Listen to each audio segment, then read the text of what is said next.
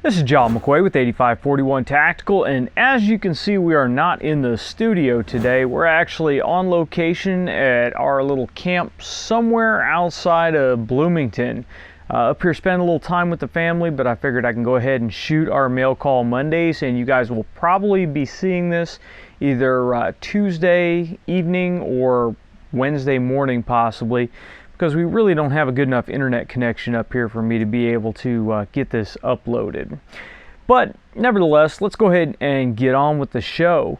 We've got a few questions here, and our first comes from Paul. And Paul asks, some simple drills a new shooter can do for long-range accuracy and training for a first match.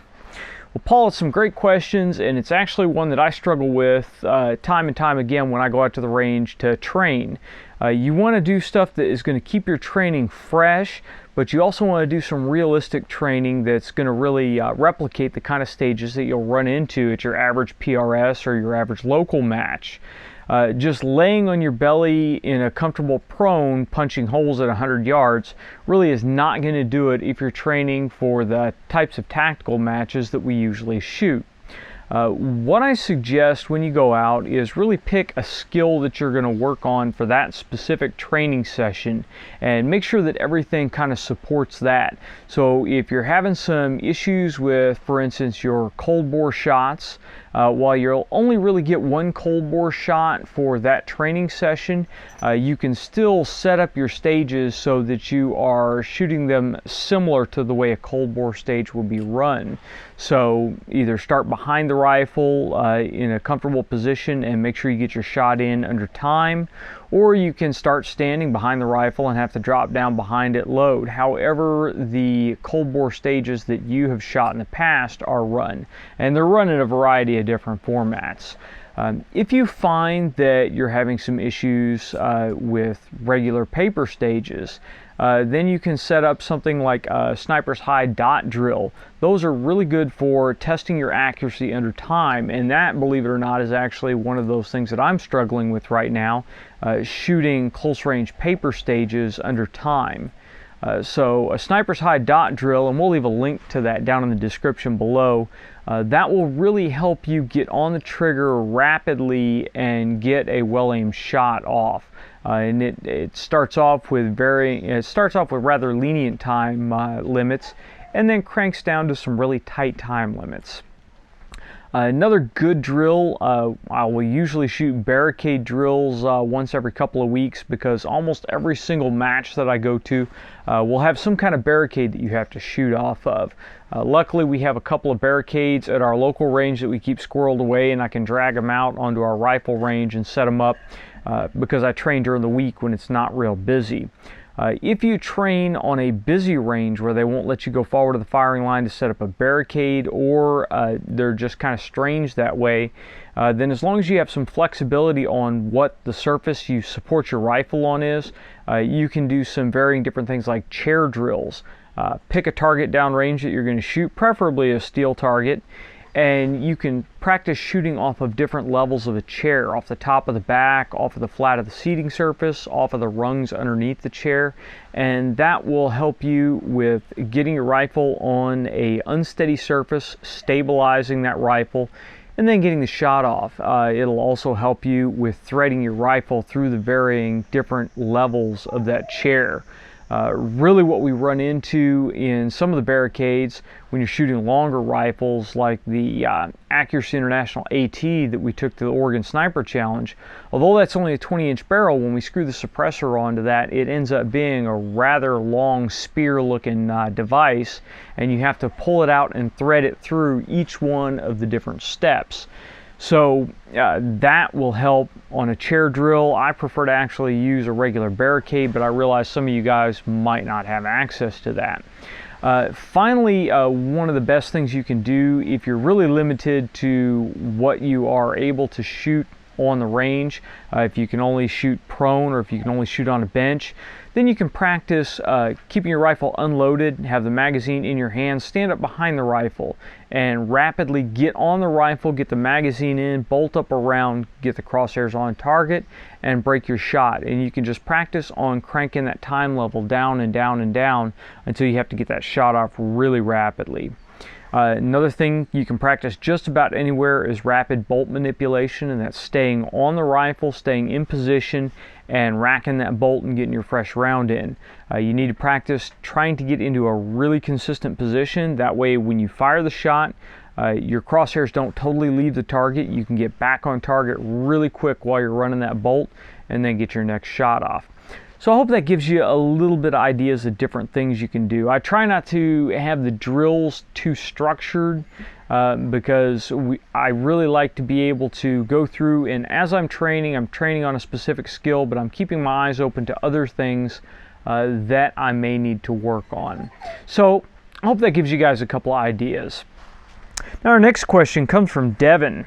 And Devin asks, how's the 6.5 Creedmoor Criterion Barrel shooting? Looking forward to seeing what your results yield. Well, Devin, unfortunately, because we had to start getting ready for the Oregon Sniper Challenge and getting that rifle that we're going to use there dialed in, we kind of put the 6.5 Creedmoor project on the back burner for just a little bit. However, we're getting ready to pick that back up here in the next week, and that rifle has been shooting really, really well. It is not quite to the point that I would be happy with taking it to a PRS level match, but for DM type matches, really it's going to be good to go. We'll get back and we'll do some real actual accuracy testing, and we also now have some brass that we can get a load workup going, and we can see what kind of accuracy we can squeeze out with hand loads that are tailored to that rifle. So keep watching. We'll get back on that as quickly as we possibly can. All right, our next question is from Joe. Joe asked, do you have any experience with the Hornady lock and load bushings? Do they give consistent results? Well, Joe, actually I've got quite a bit of experience with the lock and load bushings now. I use them on pretty much every die that I use to reload in our single stage press. Since most of my reloading is done on a single stage press, then it's really nice just to be able to attach those lock and load bushings and switch out my dies whenever I need for whichever caliber I'm loading and not have to do any readjustment. They're nice because once you get them in and you get your die set up in them, you can set your cartridge overall length, or if you're doing full length resizing for any, for instance, semi-automatic rifle, then you can go ahead and set those full length dies to just resize your cases about 2/1000ths beyond what they are at from the fired cases, and then you don't have to do any readjustment later on. You can pop those dies out, pop the new dies in, and really they will be perfectly dead on. I haven't seen really any variance at all between pulling the dies out and dropping them back in. They really seem to save me a whole lot of time, and the only drawback is you have to buy a pack of the bushings for each die that you get, and they come in a 3-pack, and 3-pack is usually perfect for one die set. So I buy them anytime I buy new dies. We just got our 6.5 Creedmoor dies in, and I bought a pack of the lock and load bushings that we'll put on there. And when I go through our reloading, I think I'll go ahead and go through how to use the lock and load bushings as well. That way you guys can take a look at that. So keep that in mind. Now, the one thing that I do on my lock and load bushings when I set them up is when I initially drop that bushing in and snug it down and then set the die up, I'll take a Sharpie and I'll draw a line across the bushing and the insert that's actually in the press. That way I can always get that lock and load bushing lined up and the same lugs are mating to the same recesses. And that way they're always lined up perfectly, because you can get them 45, 90, whatever degrees off. And I don't know if that actually is going to cause a difference or not, but I prefer to eliminate that. So I'll mark those lines on them, and that way I can drop them in and they'll line up exactly the way they were when I did the initial adjustment on them. So I hope that answers your question on the lock and load bushings. Our next question comes from Craig. Craig said, building a 308 AR, won an all-around battle rifle with 300 to 400 yard capability at minute of angle. Can I pull this off with a 16-inch barrel? We'll be shooting at 25 to 100 more often than anything and want a 308 because I can. Well, Craig, because you can is a really good reason for wanting to build up another 308. And I can tell you, for 300 to 400 yards, a 16-inch barrel is going to be just fine. When we did our Mega Arms Ma 10 16-inch 308 build, we used a 16-inch Rainier Arms Select barrel, which is a fairly lightweight barrel. It's not a big Mongo heavy-duty barrel. And that rifle consistently shoots minute angle at 100 yards, and it will easily maintain that out to 400 to 500 yards. The real issue that you run into with a 16-inch barrel is once you try to push that out beyond 600, 700, 800 yards, most of your ammo is going to start going transonic around there, and you have to be really picky about your bullet selection to maintain stability beyond that range. We've had some issues trying to get that 16-inch barrel to shoot accurately beyond 1,000 yards, but that is really stretching the capabilities of that platform. You should really be using something else if you're going to try to reach out beyond 700 yards with a 16-inch barreled 308. So definitely check into the Rainier Arms Select barrel. It's a really high quality barrel, and they've got a really great money back guarantee. So if you buy that barrel and you install it and you're not getting the accuracy that you really want, then you can pull it off. You can send it back to Rainier Arms and you can get your money back. That is absolutely awesome deal for a barrel to be able to get it, install it, try it, and if you don't like it, return it. We're not paid by Rainier Arms. They supplied us with a barrel for our first build to get an idea of how well it works, but I just really believe it's a high quality product and that you get a great deal in being able to return that if it doesn't meet your satisfaction. So check into that, rainierarms.com. They usually have those barrels in stock, the 16-inch Select. Some of the 223 Select barrels are a little bit more in and out of stock, but I think they usually have the 16s in stock. So I highly recommend checking out those barrels. Our last question for this week comes from Michael. Michael asks, what's your absolute dream rifle setup? If you had to choose one rig and run it for the rest of your life, and given an unlimited supply or barrel supply on hand for that rifle and cartridge specifically, what would be your pick? I'm not sure if this will make MCM, but I absolutely love the series and watch and rewatch old episodes constantly. Take care, John, and I wish you the best in your line of duty. Well, Mike, thank you very much for your question, and thanks for watching. Now, to answer your question, these are always funny to me because I would be in a real world of hurt if I had to just pick one rifle to do everything that I do, all the different shooting sports that I do, and all the different types of matches that I shoot. Let's say, for instance, that whichever rifle I chose, it would then be legal in all the matches that I shoot, because I do shoot 308 limited matches, and obviously if I was to choose one and only one, I don't think I would really want it to be a 308. I think that would kind of be very limiting in the different kind of shooting that I like to do. So let's say that 308 limited matches were no more, and they all would allow this this hypothetical rifle to be shot. And let's also assume that you're wanting only one caliber, that I can't pick a switch caliber like AX MC. Because if that were the case, then I would be really torn to pick the Accuracy International AX multi-caliber, because that generally is one of those rifles that could be the one rifle to rule them all.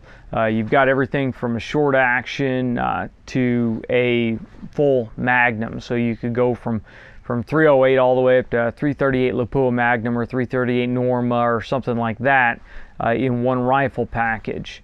And that would also kind of apply as well for the Desert Tactical Arms, or I'm sorry, Desert Tech SRS, where you can switch barrels and switch magazines and go all different routes. But I'm going to assume that you're talking about one platform, one caliber, one barrel length configuration.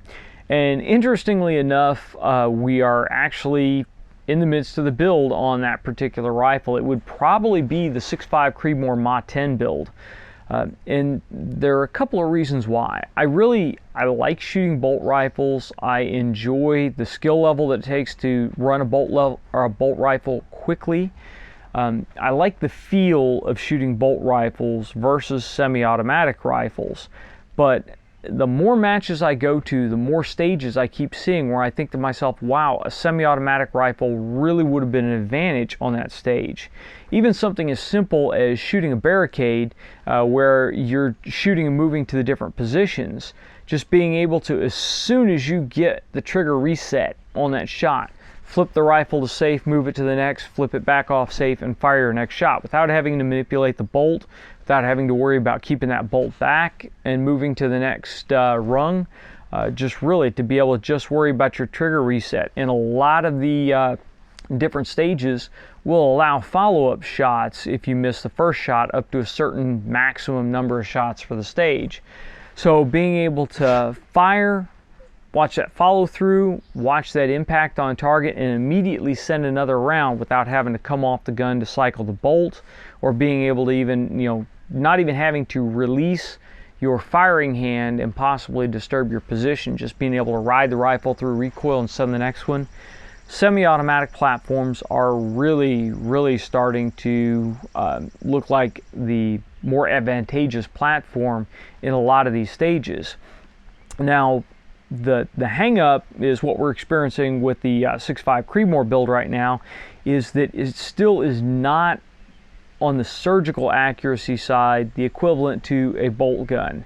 And a lot of the matches that we go to do require at least one or two stages that require surgical accuracy.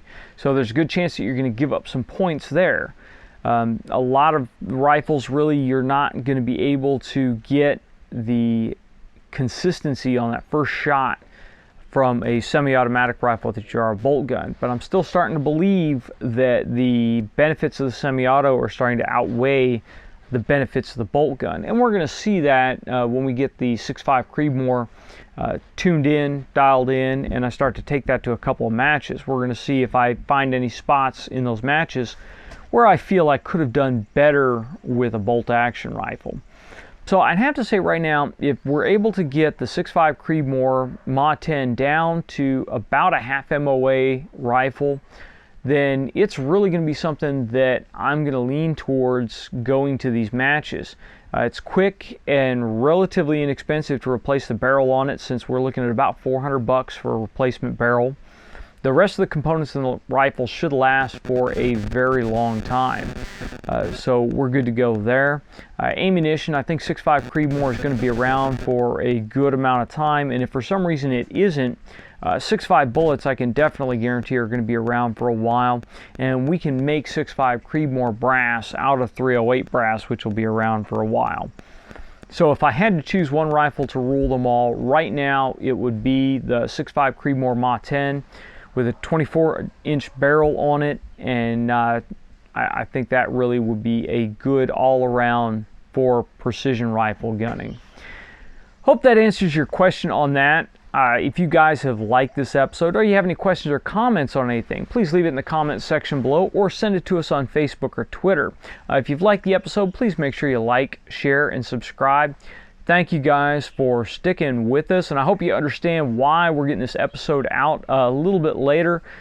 This weekend, I shouldn't say weekend, this Monday and Tuesday, I actually took some time to come up here and spend some time with the family. It's actually on Wednesday, it will be me and Sarah's 15th wedding anniversary. Say hi, Sarah, since she's hanging out off screen here just a little bit. Hi guys and gals. So we're spending a little bit of family time, and hopefully you haven't heard the dogs whining in the background here as I'm talking, because they're not quite sure who I'm talking to. But that's why the episode's coming out when it is, and that's why we're shooting here on location. So hope you guys don't mind.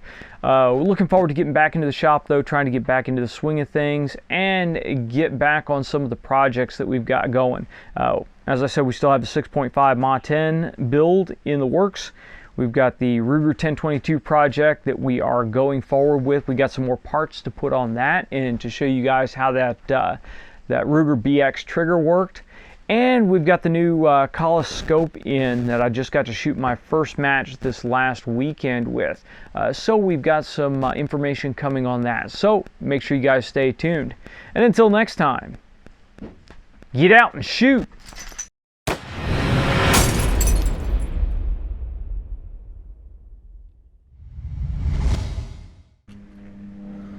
Testing, testing, 1, 2, 3.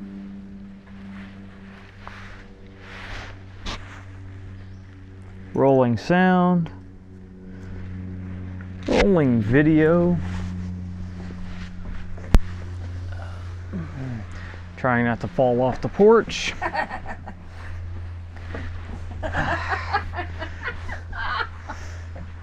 you don't like my ghetto couch, you can bite me. Your ghetto couch. All right.